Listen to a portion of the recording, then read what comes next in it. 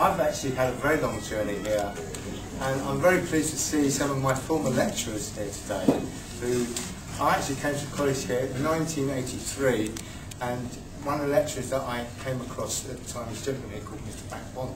And you may have seen him. And I can remember, I was working at the time, and he gave me the best piece of advice. And I was working, sometimes when you're working you always want the fast track. And I don't know if Frank remembers this. And I said, I don't want to do the 706-1, I want to go straight to the 706-2. And Frank with his, Frank was about the same age as me back then. And he said, and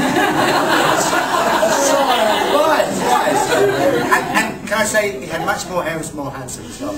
But he said to me, why don't you go sit down in the corner and go away and do these 706-2 papers and see how you get on with them. And I went away and I came back and he very kindly marked them for me, and he said, looking at your paper, he said, it's obvious you've got a lot of catering knowledge, but you don't have some of the other stuff, things like nutrition, cost control, that sort of thing. He said, what I would recommend is you still do 706-1. And rather than sort of say, disregard his advice, I took his advice. And at the time, there was a very big department. There was 46 chefs here in this department. And you couldn't even get a seat at the time when they used to have team meetings and everything. And Mr. Max here is the last of those. His head is leaving. He's come back again. Deja vu. There you go.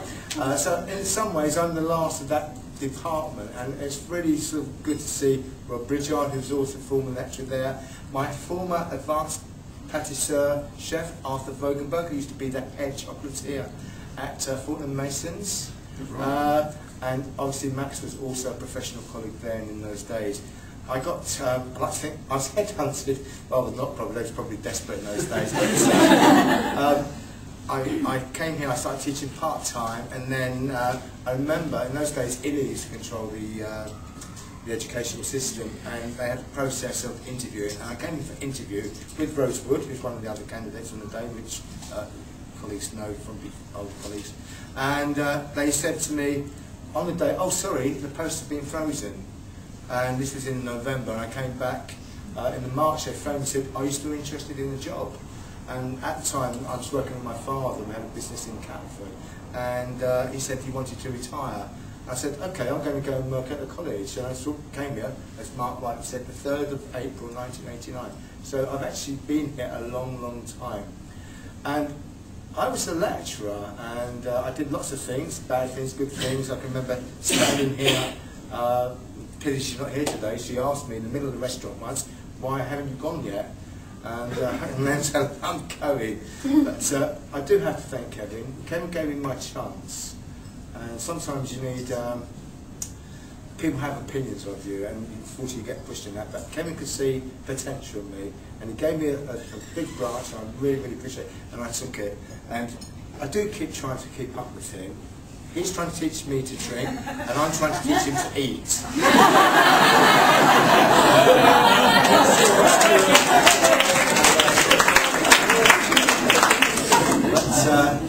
And we've been to some very nice places with the Cove money. Well, I'm going to say it doesn't matter, does it? The memoir.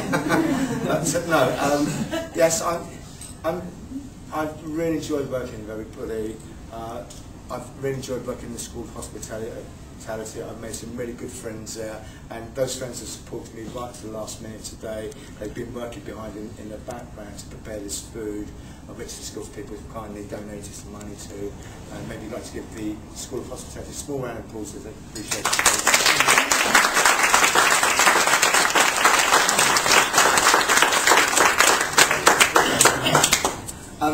What I would like to say is that it is a sad time. I'm sad I'm leaving, and I will miss working at Lucian, and I'm trying very hard not to break down here. But, yeah, I've sort of gone through the grieving process, and I'm upset. I'm looking forward to new challenges.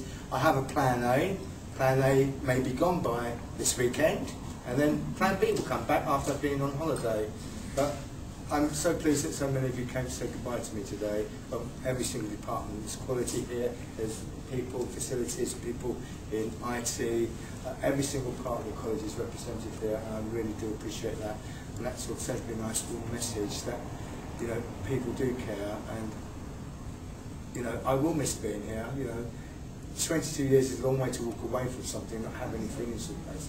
The students, as Mark said, you know, some of those students have gone on to be our biggest customers now. And if you told me that 20 years ago that some of them would be our biggest customers, I would have just smiled. But it's gratifying, and that's I've, you know, contributed a little bit to that. I don't really have very much to say because, as I say, I don't want to sing. I will sing a song.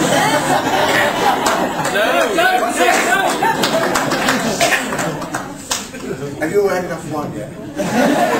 I'm not drinking Guns N' Roses again. No. Louis, can I say one? I just want to say one last thing, Frank, and then please goodbye.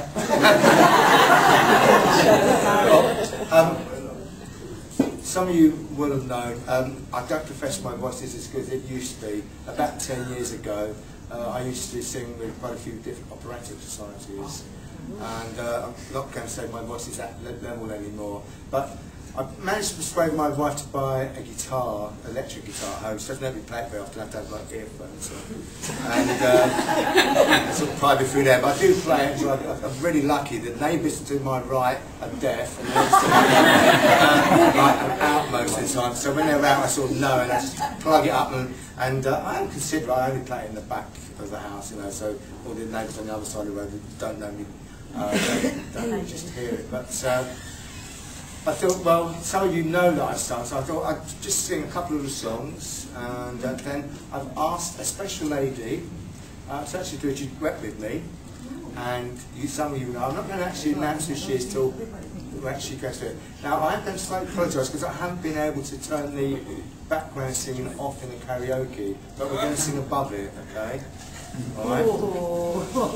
Okay. And I said just a couple of songs to entertain you, and in my own way to keep myself happy and go out on a bang, and people say, wow, you know, there he's gone.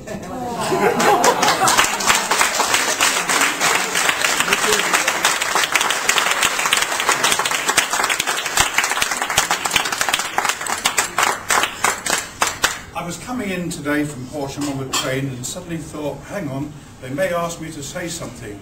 And some of you may know Dr. Johnson's words, nothing so concentrates a man's mind with the certainty that it's be hung in the morning.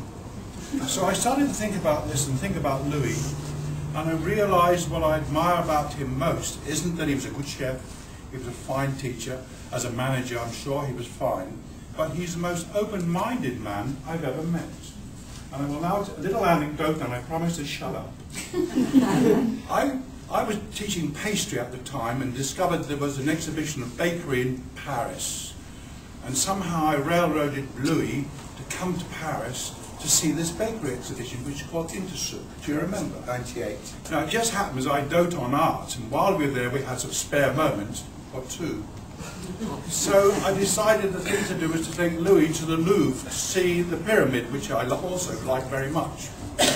And what I'm going to say is that at that time, remember, Louis was a pastry cook. He was a chef. We're not in that kind of way of thinking. And he was so enthusiastic about the Louvre that he said, I'm going to bring my wife back to have a look at this. And that says something about Louis. Yeah. So that's all I have to say. The most open-minded mind. It's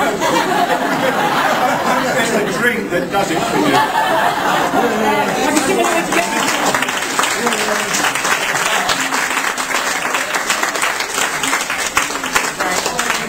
Frank has been I've been to Paris about 3 times with Frank, and every time I went it was like having my personal guide.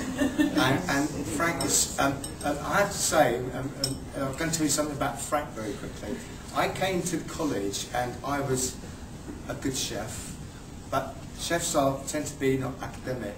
And I came here and I thought, here is this man, he is so well read, so knowledgeable, I'm going to be like him. And in a way, he's been my hero. It was George Orwell I quoted, folks. Well,